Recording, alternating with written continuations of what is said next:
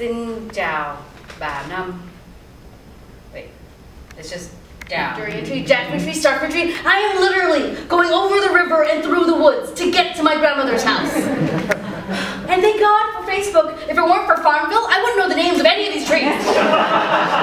All I knew growing up was that my auntie was really sad. So sad it kind of creeped me out. So sad I didn't want to come to her house. Like, we should be able to do whatever we want so long as it's like who we feel like we are. Yeah, it is kind of cool. Oh my God, Thao, you're gonna come out to your mom at Dyke March? I'm so proud of you. I knew that you can do it. This is the most amazing moment ever. Shh, just quiet. I'm not coming out to my mom at Dyke March. It's crazy. Just leave me alone, okay? Like, I'm not even out to my sister yet, so shh. Actually, all of her auntie also have copy of the card, so you can come to them too. So, I invite you, if you are the single man, take a look at Thao. She is by the shrimp.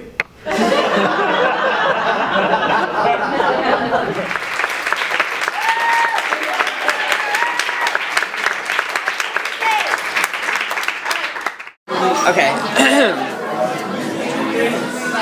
Okay. Hey, what's going on, everyone? This is Brian with myNewYorkeye, and yet again we have another awesome interview for you guys. So, well, first I usually like to get our guests to say their name. It makes it easier for me. Sometimes I can't pronounce it, but in your show, your name was pronounced a bunch of times, so I can say it. So who do we have the pleasure of speaking to today? I am Thao Nguyen, and I am a playwright and solo performer. Awesome. Okay, so is this the first time for you to be in New York? It's not the first time being in New York, no. My first time performing in New York, yes. Okay, nice. Awesome. Okay, so let's see. Where am I? Okay. So, I guess, okay, so we just saw your performance, and we have some footage of that. I guess, first, what drove you to, I guess, performing in the first place? To perform it? Yeah, just in general. Actually, so I had a coworker that was doing this kind of work, and she had a performance, and she invited me, and I went. And I just needed to try it out. I saw it, and I was taken by the style of solo performance. And I signed up for a class called the Solo Performance Workshop. And at the time, it was taught by W. Kamau Bell, my original director, and now it's taught by Martha Reinberg, my friend, actually, who introduced me to it in the first place.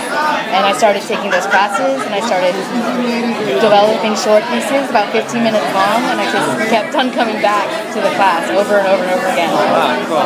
And then eventually, after 2 years of taking the class, pretty much back to back, my director at the time, W. Kamau Bell, said, "Thao, it's time. It's time to write a full-length show. You can't just do these 15-minute things anymore." So I tried out the full-length show. So Fortunate Daughter is your first full-on show, like? Yeah, it's my first full-length solo show. I have another show that I collaborate with two other women, Zara Norbash and Coke Nakamoto, and the show is called Disoriented, and it's a trio of Middle Eastern and Asian American women, and we're each solo performers, and we weave in our work together. But that was my first show. But this Fortunate Daughter is my first full-length solo show. Okay, and then the ch word, that clip, that's on your, which I thought was hilarious, which is on your website. Wait, is that that's not a full-length show? That's kind of like a... That's just a 10-minute, it's a 10-minute set that comedy set that I do. Okay, cool. Yeah, so it's a blend of solo performance and a little bit of stand-up comedy. Right. But what I like about solo performance is you're not tied to the laugh. Like in stand-up, you pretty much have to deliver a punchline between 15 seconds and 30 seconds. If you wait too long, you've lost your audience. And sometimes people sacrifice the story for the punchline. Right. But in solo performance, you get to actually tell a full story and have some depth, and it feels more to me like a real conversation. Okay. So that's why I lean toward solo performance. Cool. Well, I had an awesome time watching it. It was good stuff. Very funny. Okay. So let's see. Let's get into just a little bit of background so people can get to know you a little bit more. So, what are the most memorable years of your life, kind of growing up? You grew up in San Francisco? No, I grew up in Orange County, and I moved to San Francisco. Okay. Most memorable years growing up? That's a hard question. Or memorable events or anything kind of? Actually, when we lived in a lot of places when we first moved to the United States. But one of the places that we lived was a small apartment. There was like between 8 and 14 people who lived there.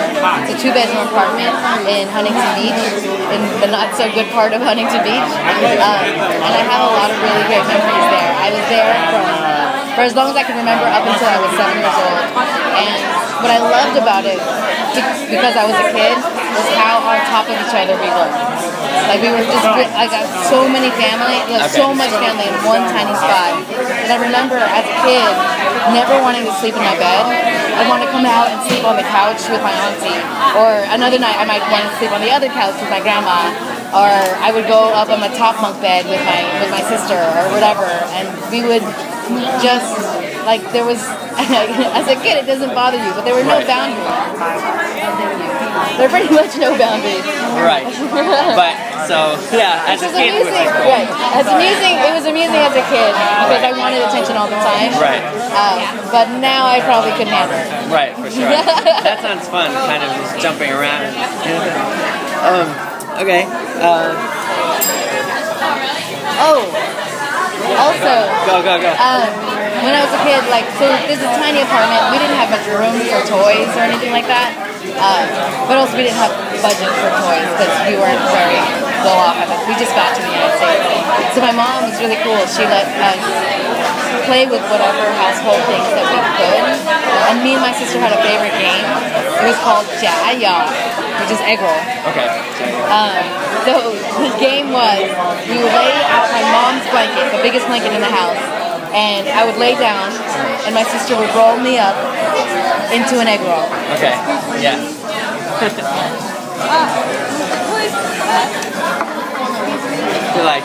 I feel like I've done that too, actually. Yeah, you might have called it something else, but yeah. Thank you. And that's it. That was the end of the game. Cool. Oh, yeah, that's awesome. Oh, it's fun. It's fun when you're a kid. It's so much fun. Yes. Okay, let's see. So a lot of times it feels like we're kind of jumping around with these questions, but how would you describe yourself? How would I describe myself? Yeah, as a person or... Actually, I would describe myself as, one of the first things that comes to mind is that I'm an introvert.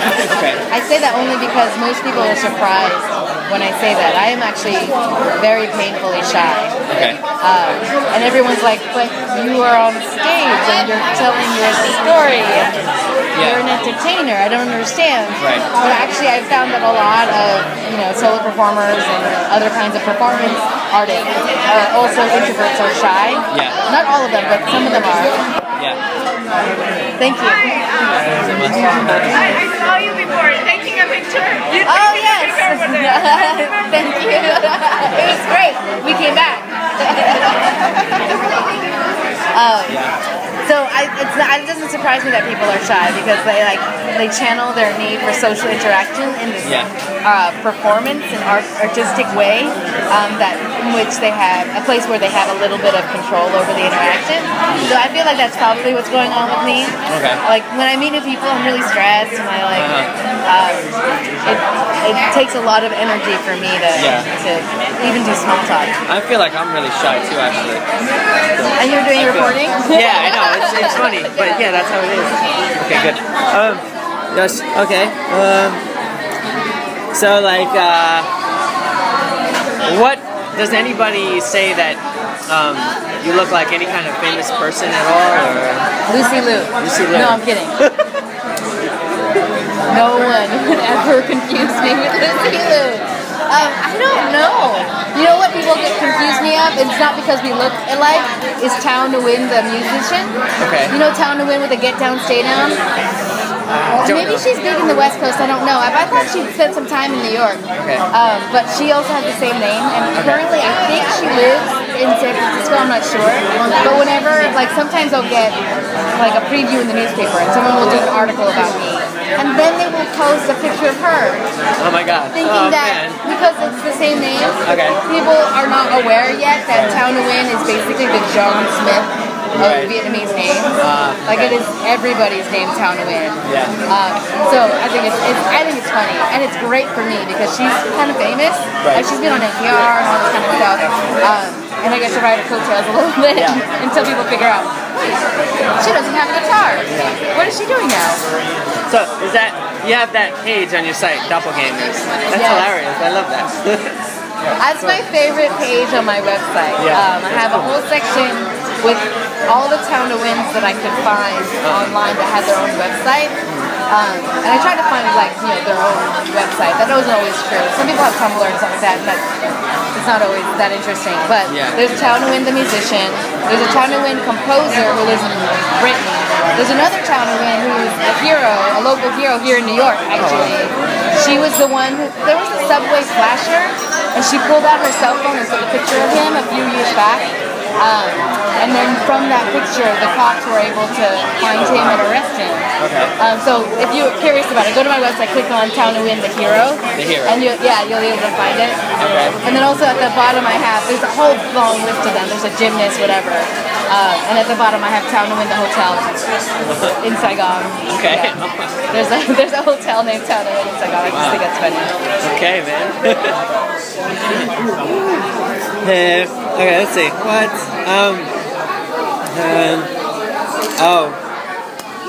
Okay, kind of random. Ask away. Ask away. What's like the most important pieces in your wardrobe, would you say? Like what's must-haves? My t-shirt. Nice. My funny t-shirt. That's awesome, because I totally feel that. That's me too. So my favorite right now, I'm so sad I'm not wearing it. My favorite right now is I have a t-shirt that has like a red name tag that says, hello, my name is. That's awesome, okay. And then in the white space, in handwriting, it says, Inigo Montoya, you killed my father, prepare to die. That's awesome. Do you know Yes. Princess Bride? Princess Bride. It's from the Princess Bride. Oh my god, okay, I'm thinking Scarface or something. No, it's from the Princess Bride. It's to me, it's just hilarious. And it's a great way to identify other fans of the Princess Bride. Okay. So that's one of my most favorite. And a very close second, it's another t-shirt I have that says, also, I can kill you with my brain. Which is a call out to a very obscure sci-fi TV show, Firefly. So we're back. Yay! We made it! So so what do you think of New York so far? Well, so this is your second time then, right? Yeah, I've actually visited here many, many times. I don't even remember how many. And once in college, for a summer, I lived here in Brooklyn. Way out in Bensonhurst. It's 5 stops from Coney Island or it's out there. I love New York. Every single time that I come to New York, I think to myself, God, I have to move here. I just have to move here. Really? Yeah. I love it. I mean, actually, I'm a public transit dork. The thing that I love the most is the subway. Really? That's awesome. It's so stupid, but I love that you only have to swipe once. Yeah, that's really cool, right? I mean, you can go for an hour out to wherever. And for BART, I love BART. I love San Francisco, but you have to swipe in and you have to swipe out. It's a lot more expensive. Right. All that kind of stuff. Also, you guys, your public transit runs all night, which is not true out in San Francisco. Oh wait, our buses run all night, but not the train. So I know, I geek out on train stuff. Cool, man. And I love how it's a complicated system. I'm gonna geek out for a little more. Yeah. It's a complicated system, and there's some probably some computer scientists who worked out algorithm to figure out when the trains stop where, and the locals versus the express and all that kind of stuff. No, I think about that too. I think it's so cool. Like the population concentration, like okay, we need to stop here to like really relieve that and all that. Right, pretty exactly. Exactly. Somebody planned all this shit. That's it's cool, kind of cool. yeah. It's crazy. Can I cuss? Huh? Can I cuss? Oh yeah, it's fine. No worries, no worries.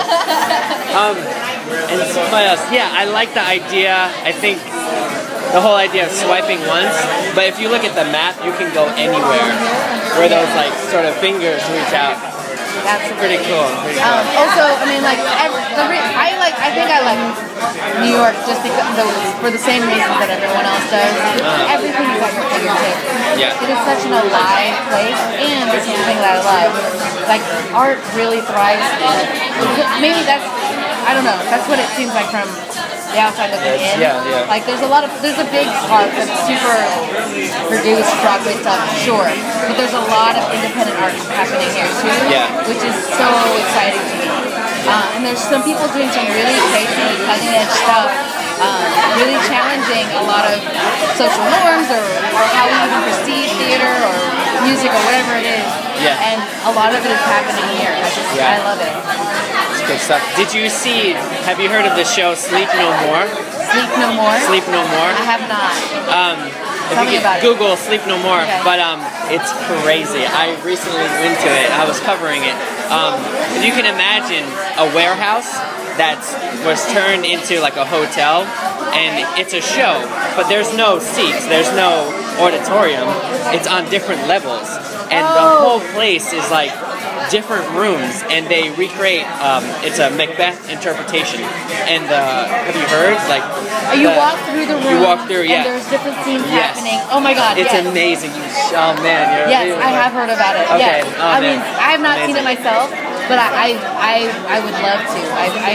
When I heard about it, I was like, that blows my mind because it changes the whole. Like, here's the problem with theater sometimes. Maybe it's not a problem, but this is a thing that happens in theater. That people are so used to staring at their shiny rectangle, like movies or TV or whatever it is, and it's a very passive experience. When a show like that comes along, it really highlights how in live theater, the audience is also participating, whether they realize it or not. But in when you're asked to move around and engage in a different way, it asks the audience to participate in a different way, and I love it. It's amazing. I saw it twice. I highly recommend it. Check it out. Sleep No More. So, but yeah. So, okay.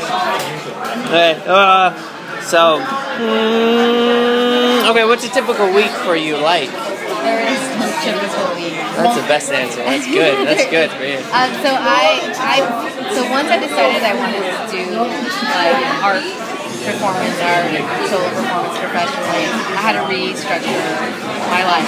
So I quit my full-time job, and now I have multiple part-time jobs so that I can have a little bit of flexibility to do the work that I want to do as an artist.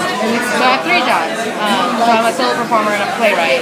I also work at San Francisco State University as a lecturer. So I teach public speaking, and hopefully next semester I'll be teaching public speaking and a course on performance. So I'm totally stoked about it. And then I also work at the Asian Pacific Islander Cultural Center. And I help them. A lot of what I do is like their performance art coordinating. So I produce shows for them. So I love it because right now all of my different jobs have some tie to performance, some tie to my art.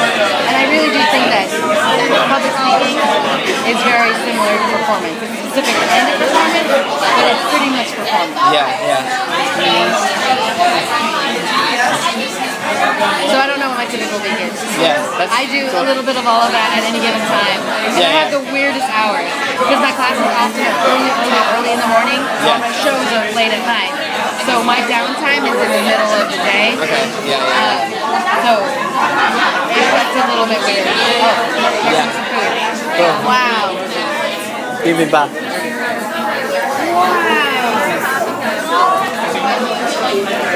Good call, man. Bibimbap. Are you guys still doing the thing? Yeah. Maybe one more question is probably the deepest one. And then I also want to give you a chance to promote anything that you want. Sure, great. Okay, but so in Fortunate Daughter, I wanted to ask you how much of the Thao that's in Fortunate Daughter is also you yourself, Thao, as far as you know what I mean? Yeah, the show is really autobiographical. Okay. And it's solo performance, so there's some things that have to be fictionalized to make it a dramatic arc. And like some of the things that changed were like the order, the actual timeline in my life is a little bit different than the timeline in the show. But I believe that the truth of the show is still reflective of my reality. You know what I mean? Like, it's still telling my story in a very real way. So the Thao that's in the show is very true to the Thao at the time. Okay. She's super naive, she's super confused, and she's just trying to work it out. I feel like I did a pretty good job of representing that her confused state and trying to, all the conflicts in her within herself, between the communities to which she belongs and not belongs, and all that kind of stuff. But right now, I'm not struggling with those issues as much. Actually, partly because I've been doing the show. That's amazing. That's awesome. It's kind of nice. The artwork is, it evolves with me. Yeah. And like when I have a different perspective on something, I can change that in the show. Oh, that was great. Oh, great. Thank you. So. It's the monkey balls. They're really tasty. That's so good. I mean, maybe I can show it. It's delicious. We're at New York. What is this? New York Tofu. New York Tofu House in St. Martin. So that means the Thao in Fortunate Daughter, her fears of her father's reaction. That's very real to the Thao view. Yeah. That when I wrote that was a hard piece to write. Yeah. So there's a section of my show where I come out to my dad, and it's a completely hypothetical situation. You find out as an audience member, and I go through 3 different possible responses, and the first response is probably the truest response, or the thing that I fear the most. Right. And it's pretty scary. He's really upset. He basically tosses me out of the house. Accuses me of not caring about the family and all these kinds of things. That's a real fear of mine. At one point, it was in Vietnamese, but so I don't speak Vietnamese, but I guess we can all sort of imagine. It felt like maybe a little bit of disowning. Like I didn't know what was being said, but it was like felt like that. My show is bilingual Vietnamese English, and it's written so that folks who are English speaking can follow along. Right. But yeah, you basically got it. You can tell by his gestures and the tone of his voice and all that kind of stuff that he was like, get out of here. Yeah. You're not mine anymore. Right. Which is hard. That's probably my worst fear. Yeah. And I don't think it's unfounded either. No, I think that's a lot of people's fear. Yeah. Honestly. So what do you have coming up for yourself as far as shows and? I'm really excited. So I have a mini run in San Francisco in October 2012. Okay. So if you're in the Bay Area, come see me. It's at Stageworks Theater, which is one of my most favorite independent theaters in San Francisco. The theater owner, Ty McKenzie, is just so great to work with. And she gets it. She's lived in theater all of her life, and she knows what it's like to work with artists and all this stuff. I love it. So basically in October I have that run. And there's talk of me actually getting picked up in a theater in Berkeley called the Impact Theater, and it's for a full season, the summer of 2013. Oh wow, okay. We're in the works. Those are in the plans are in the works. Yeah. I can't speak. So the Impact Theater in Berkeley. Okay, so the best place to find all that information is taosolo.com. Yes, and Thao is spelled T-H-A-O. So it's Thao, T-H-A-O, solo, S-O-L-O.com. Taosolo.com. Yeah, I'll be posting all of my up-and-coming stuff there. Cool, awesome. Okay, we'll check it out. What about Twitter? Are you up on Twitter at all? I am. So my name on Facebook and Twitter is Thao Nguyen. Because Thao Nguyen is such a, like the John Smith, like I said before, it's so hard for people to find me. So it's Thao Nguyen, like you big meanie. Okay. M-E-A-N-I-E. So Thao Nguyen. Yeah, so if you search that for on Twitter and Facebook, you should be able to find me. Right. Thao Nguyen. T-H-A-O-M-E-A-N-I-E. Yes. Right, got you. Cool. So check her out. That's it for our meeting. This is Brian with mNYorkeye. What is this again?